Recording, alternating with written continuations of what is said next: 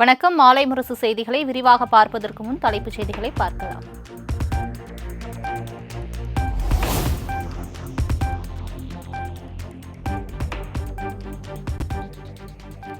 ஈரோடு கிழக்கு தொகுதி இடைத்தேர்தலில் பதிவான வாக்குகள் 14 மேஜைகளில் 17 சுற்றுகளாக எண்ணப்படும் என மாவட்ட தேர்தல் அதிகாரி அறிவிப்பு. 76 சிசிடிவி கேமராக்கள் அமைக்கப்பட்டு 600 காவலர்கள் பாதுகாப்பு பணியில் ஈடுபட்டு வருகின்றனர் எனவும் பேட்டி. எண்ணிக்கைக்காக வைக்கப்படும். அதே போல் தபால் வாக்குகள் எண்ணிக்கைக்கு ஒரு மேசை, மொத்தமாக 15. ஒவ்வொரு மேசையிலையும் ஒரு கவுண்டிங் சூப்பர்வைசர், ஒரு கவுண்டிங் அசிஸ்டண்ட், ஒரு மைக்ரோ அப்சர்வர் நம்ம ஜெனரல் அப்சர்வர் சார்பாக இருப்பாங்க. 76 சிசிடிவி கேமரா அந்த வளாகத்தில் வெளியேயும் உள்ளேயும் வைக்கப்பட்டுள்ளன. நாளை பாதுகாப்பு பணிக்காக 600 காவல்துறை அதிகாரிகள் அங்கே நியமிக்கப்பட்டிருக்காங்க.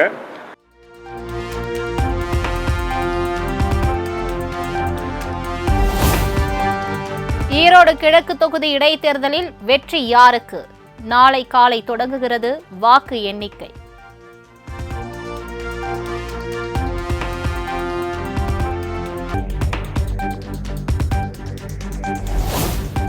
ஈரோடு கிழக்கு தொகுதியில் தனது வாக்கை வேறு ஒருவர் செலுத்திவிட்டதாக ஃபரிதா பேகம் என்பவர் புகார் அளித்த விவகாரம். டெண்டர் ஓட்டு போடுவதற்கு வாய்ப்பு கொடுத்தும் வாக்காளர் பயன்படுத்திக் கொள்ளவில்லை என மாவட்ட தேர்தல் அதிகாரி விளக்கம்.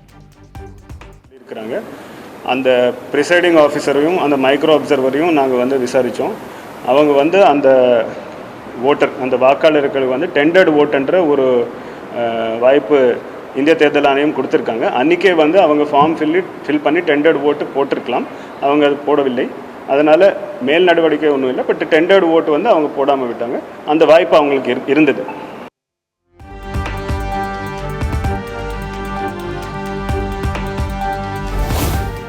டெல்லி சட்டமன்ற தேர்தலில் அரியணை யாருக்கு?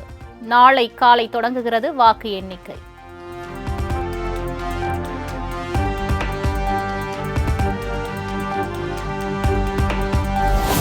டெல்லி சட்டமன்ற தேர்தலுக்கான வாக்கு எண்ணிக்கை நாளை நடைபெறவுள்ள நிலையில் தலைநகரில் பலத்த பாதுகாப்பு. மின்னணு வாக்கு இயந்திரங்கள் வைக்கப்பட்டுள்ள அறைக்கு 3 அடுக்கு போலீஸ் பாதுகாப்பு.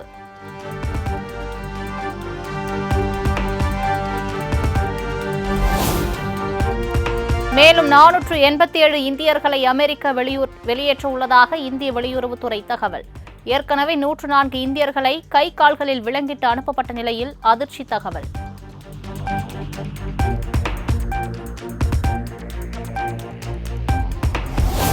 மத்திய அரசின் பட்ஜெட்டில் தமிழ்நாட்டுக்கு நிதியும் கிடையாது, நீதியும் கிடையாது. பாஜக கூட்டணி ஆளும் மாநிலங்களுக்கு மட்டும் நிதி ஒதுக்கீடு செய்யப்படுவதாகவும் முதலமைச்சர் மு.க. ஸ்டாலின் விமர்சனம். நடந்துகிட்டு இருக்கு. சரி, போகட்டும்.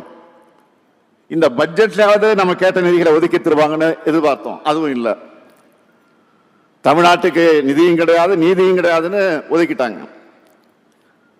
மீண்டும் மீண்டும் வஞ்சிக்குது ஒன்றிய பாஜக அரசு. அவங்களை பொறுத்த வரைக்கும் கூட்டணியில் இருக்கக்கூடிய மாநிலங்களுக்கும் எலெக்ஷன் வரக்கூடிய மாநிலங்களுக்கு மட்டும்தான் அறிவிப்புகளையும் நிதியும் கொடுப்பாங்க.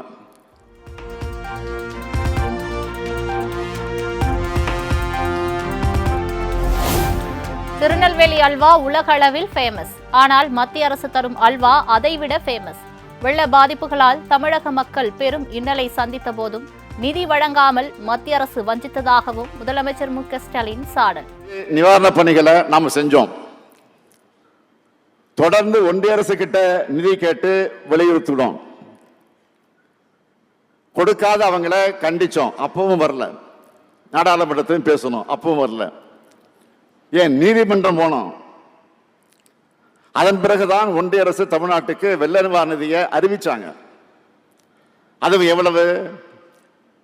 நாம கேட்டது 37,907 கோடி ரூபாய். 37,907 கோடி ரூபாய்.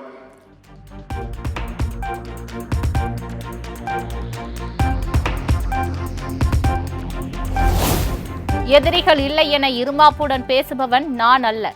மக்கள் நலன் குறித்து யார் என்ன கூறினாலும் அதை கேட்க தயார். எதிர்க்கட்சிகள் என பாகுபாடு கிடையாது என்றும் முதலமைச்சர் மு.க. ஸ்டாலின் பேட்டி. என்னை பொறுத்த வரைக்கும் நான் அழுத்த நிறுத்தமா சொல்றது, மற்றவங்க மாதிரி கண்ணுக்கெட்டு தூரம் வர எதிரிகளே இல்லைன்னு இருமாப்போடு நான் பேசுறவன் இல்லை. இந்த ஸ்டாலின் தோழமையில இருக்கக்கூடியவங்க பேசினாலும் சரி, எதிர்முகாமில் இருக்கக்கூடியவங்க பேசினாலும் சரி, அன்பா பேசினாலும் சரி, கோபமா பேசினாலும் சரி, அவங்க பேசுறதுல நியாயம் இருந்தாலும் சரி, மக்களுக்கு நன்மை இருந்தா அதையெல்லாம் செஞ்சு கொடுக்கணும்னு நினைக்கிறவன் தான்.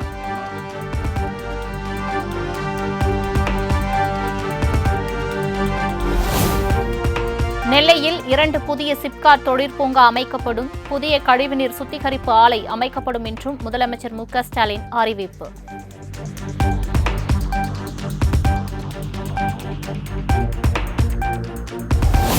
நெல்லையில் 309 கோடி மதிப்பிலான 20 புதிய திட்டப் பணிகளுக்கு அடிக்கல் நாட்டினார் முதலமைச்சர் மு.க. ஸ்டாலின். சுமார் 75,151 பயனாளிகளுக்கு 167 கோடி மதிப்பிலான நலத்திட்டங்களை வழங்கினார்.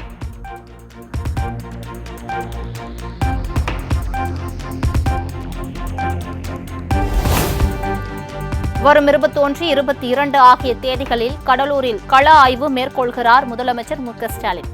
நெல்லை மாவட்டத்தை தொடர்ந்து கடலூரிலும் கள ஆய்வு மேற்கொள்ள திட்டம்.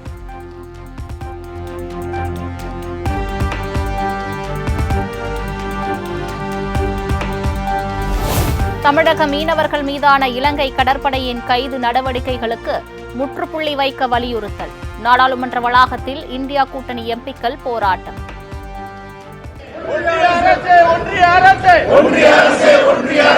மீனவர்களை விடுதலை செய்.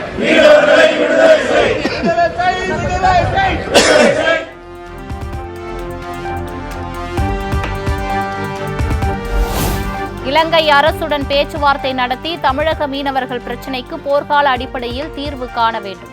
மீனவர்கள் கைது நடவடிக்கைக்கு முடிவு கட்ட மத்திய அரசு நடவடிக்கை எடுக்க வேண்டும் என்றும் திமுக நாடாளுமன்ற குழு தலைவர் கனிமொழி வலியுறுத்தல்.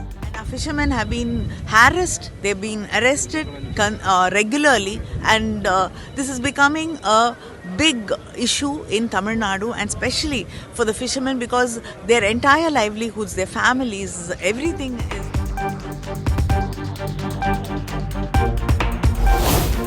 வேலூரில் ஓடும் ரயிலில் கர்ப்பிணி பெண்ணுக்கு பாலியல் தொல்லை கொடுத்து தள்ளிவிடப்பட்ட சம்பவம். சிசிடிவி காட்சி அடிப்படையில் ஒருவரை கைது செய்து காவல்துறையினர் விசாரணை.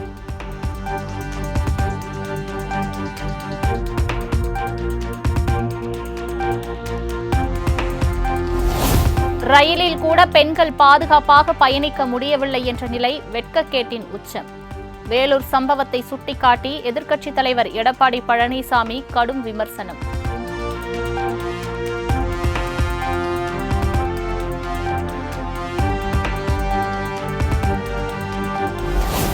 கிருஷ்ணகிரி அரசு பள்ளி மாணவி மற்றும் ரயிலில் கர்ப்பிணிக்கு நேர்ந்த கொடுமைக்கு அண்ணாமலை கண்டனம். எங்கு சென்று கொண்டிருக்கிறது தமிழகம் என தமிழக அரசுக்கு அண்ணாமலை பகிரங்க கேள்வி.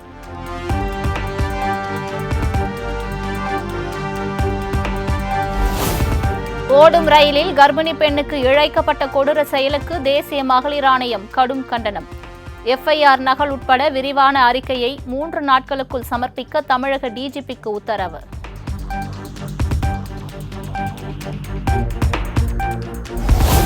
திருச்சி மாவட்டம் மணப்பாறையில் தனியார் பள்ளியில் 4ஆம் வகுப்பு மாணவிக்கு பாலியல் தொல்லை அளித்த தாளாளரின் கணவர் கைது. ஆத்திரமடைந்த சிறுமியின் உறவினர்கள் பள்ளி அடித்து நொறுக்கியதால் பரபரப்பு.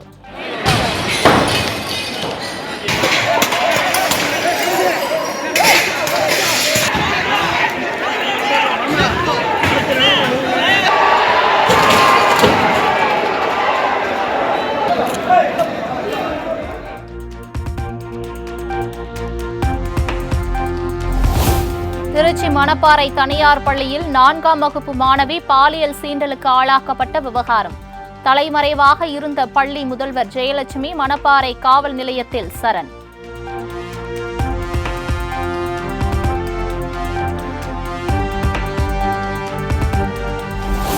திருச்சி மணப்பாறை தனியார் பள்ளியில் மாணவிக்கு பாலியல் தொல்லை கொடுக்கப்பட்ட விவகாரம்.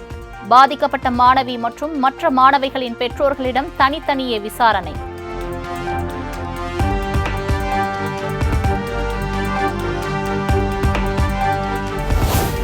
திருச்சி மணப்பாறை தனியார் பள்ளி மாணவிக்கு பாலியல் சீண்டல் நடந்த நிலையில் கல்வித்துறை அதிகாரிகள் நேரில் ஆய்வு.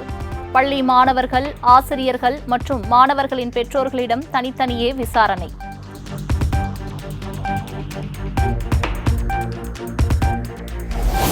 திமுக ஆட்சியில் சிறுமிகளுக்கு எதிரான பாலியல் சீண்டல்கள் எந்தவிதமான அச்சமுமின்றி அதிகரித்து வருவது கடும் கண்டனத்திற்குரியது.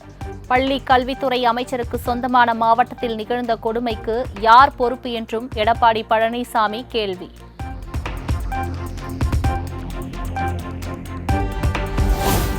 பாலியல் அத்துமீறலில் ஈடுபடும் ஆசிரியரின் கல்விச் சான்றுகள் ரத்து செய்யப்படும். பள்ளி கல்வித்துறை அமைச்சர் அன்பில் மகேஷ் எச்சரிக்கை. வச்சிருக்கிறோம். இருந்தாலும் சில நேரத்தில் நீங்கள் சொல்கிற மாதிரி பிள்ளைகளுக்கான ஒரு பய உணர்வு காரணமாக வெளியில் சொல்லாமல் கூட இருக்கக்கூடிய சூழ்நிலை இருக்கிறதுனால தான் ஒவ்வொரு ஸ்கூல்லையும் பார்த்தீங்கன்னா இந்த மாதிரி கவுன்சிலிங் கொடுக்கணும். நம்ம ஆர்பிஎஸ்கே ஸ்கீம் மூலமாக ஒரு 800க்கும் மேற்பட்டிருக்கிற டாக்டர்ஸ் ரவுண்ட்ஸில் இருந்துகிட்டே இருப்பாங்க. அதையும் மீறி இந்த மாதிரி நடக்கும் பொழுது இது வன்மையாக இது கண்டிக்கக்கூடியது. அது சம்பந்தப்பட்டவர்கள் உண்மைத்தன்மை விசாரிக்கப்பட்டு அதில் உண்மை இருக்கின்ற அடிப்படையில் அவர்களுக்கு கடுமையான தண்டனைகள் கண்டிப்பாக அது வழங்கப்படும். டிஸ்மிஸ் பண்ணுறது, கடுமையான தண்டனை வழங்குறது ஒரு பக்கம் இருந்தது என்று சொன்னாலும் அதையும் தாண்டி அவங்களோட எஜுகேஷன் குவாலிஃபிகேஷன் எதுவோ அதை உடனடியாக அதை கேன்சல் பண்ணணும். இனிமேட்டு அவங்க வேறு எந்த இதுக்கும் அவர் போயிடாதக்கூடாத அளவிற்கு ஒரு இரும்பு கரம் கொண்டு அது கண்டிப்பாக அது ஒடுக்கப்படும் என்பதை நான் தெரிவிச்சுக்கிறேன்.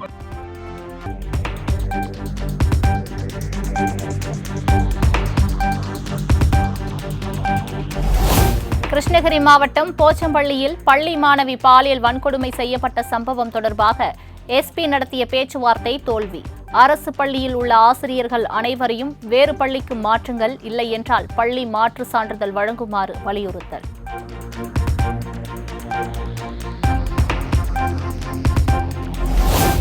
அதிமுக உள்கட்சி விவகாரம் தொடர்பான வழக்கு தேர்தல் ஆணையத்துக்கு விதிக்கப்பட்ட தடையை நீக்க கோரிய வழக்கில் பிப்ரவரி 12ஆம் தேதி தீர்ப்பு.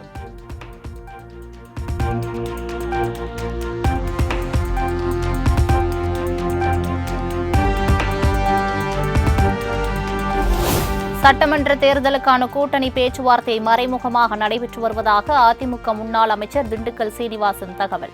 தமிழக மக்கள் கொண்டாடும் கூட்டணி அமையும் எனவும் நம்பிக்கை.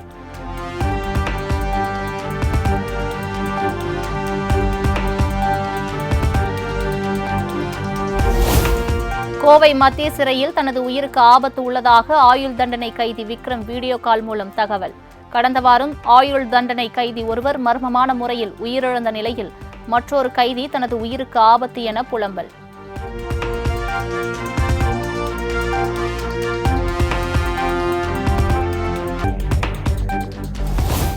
திருமயம் கனிமவள கொள்ளைக்கு எதிராக புகார் அளித்த ஜெகவர் அலி கொலை செய்யப்பட்ட வழக்கு. குவாரி உரிமையாளர்கள் ராசு ராமையா உள்ளிட்ட 5 பேரின் செல்போன்களை ஆய்வு செய்த CBCID police.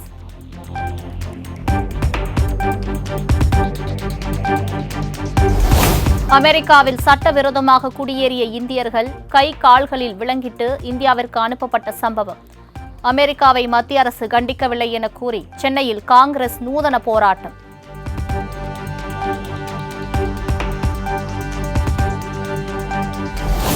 Dindigul DIG Vandita Pandey மத்திய அரசின் இளைஞர் விவகாரத்துறை இயக்குநராக நியமனம். வந்திதா பாண்டேவை மத்திய அரசு பணிக்கு மாற்றி உள்துறை அமைச்சகம் அறிவிப்பு.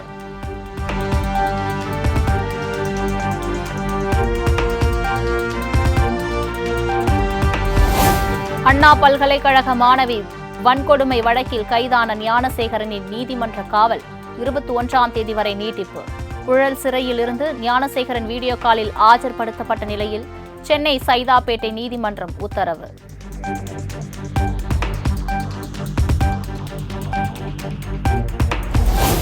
தேர்தல் அறிக்கையில் கொடுத்த வாக்குறுதிகளை திமுக அரசு நிறைவேற்றி பயிர்க்கடன்களை தள்ளுபடி செய்ததாக அண்ணாமலைக்கு அமைச்சர் பெரிய கருப்பன் பதிலடி. மத்திய அரசிடமிருந்து பேரிடர் வெள்ள நிவாரண நிதியை பெற்றுத்தராமல் சிறுபிள்ளைத்தனமாக அறிக்கை வெளியிடுவதாக கண்டனம்.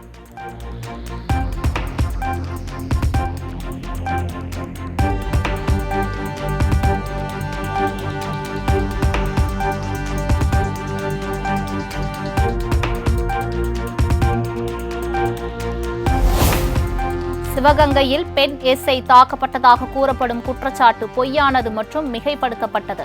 மாவட்ட காவல்துறையினர் விளக்கம்.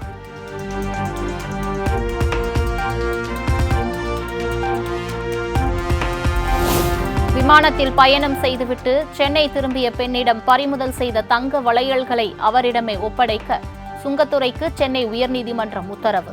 தங்க வளையல்களை ரகசியமாக மறைத்து எடுத்து வராத நிலையில் அவற்றை பறிமுதல் செய்தது முறையற்றது என நீதிபதி கருத்து.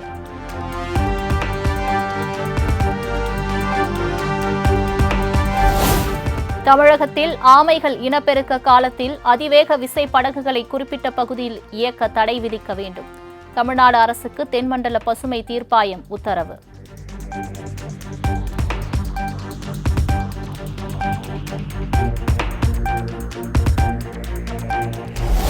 கடும் பனிப்பொழிவையும் பொருட்படுத்தாமல் 3வது நாளாக சாம்சங் தொழிலாளர்கள் உள்ளிருப்பு போராட்டம். 3 பேர் இடைநீக்கம் செய்யப்பட்ட உத்தரவை திரும்பப் பெற வலியுறுத்தி ஸ்ரீபெரும்புத்தூர் சாம்சங் தொழிற்சாலையில் தொடர் போராட்டம்.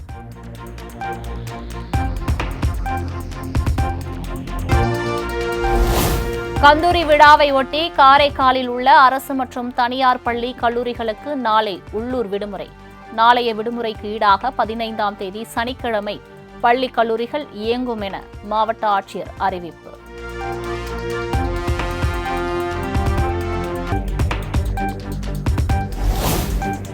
ஆம் ஆத்மி எம்எல்ஏக்களை பாஜக விலைக்கு வாங்க முயன்றதாக குற்றம் சாட்டிய அரவிந்த் கெஜ்ரிவால் டெல்லியில் நாளை வாக்கு எண்ணிக்கை நடைபெறவுள்ள நிலையில் லஞ்ச ஒழிப்புத்துறை நோட்டீஸ் அனுப்பியதால் பரபரப்பு.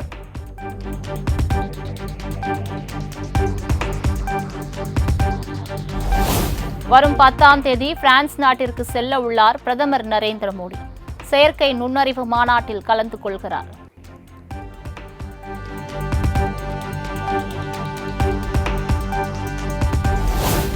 அமெரிக்காவில் இந்தியர்கள் அவமதிக்கப்பட்டதற்கு பாஜக மூத்த தலைவர் சுப்பிரமணிய சுவாமி கடும் கண்டனம்.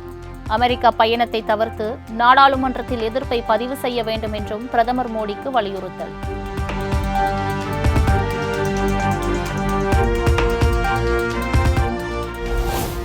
கர்நாடக முதலமைச்சர் சித்தராமையாவுக்கு எதிரான நில மோசடி வழக்கு. சிபிஐ விசாரணை கோரிய மனுவை தள்ளுபடி செய்து கர்நாடக உயர்நீதிமன்றம் தீர்ப்பு.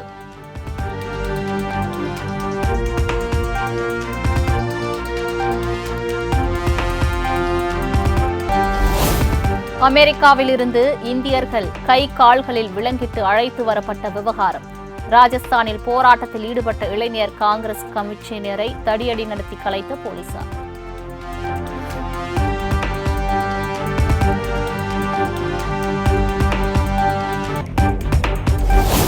T20 உலகக்கோப்பை வென்ற இந்திய அணி வீரர்களுக்கு வைர மோதிரம் பரிசளித்த பிசிசிஐ. மோதிரத்தில் வீரர்களின் பெயர் மற்றும் போட்டிகளில் குவித்த ரன்கள், விக்கெட்கள் உள்ளிட்ட விவரங்கள் பொறிக்கப்பட்டுள்ளன.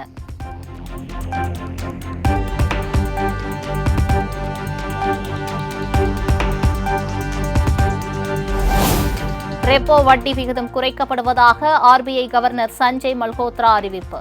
25 புள்ளிகள் வரை குறைக்கப்பட்டுள்ளதால் வங்கிகளில் வாங்கிய வீடு, வாகன கடன்களுக்கான வட்டி குறையும் என தகவல்.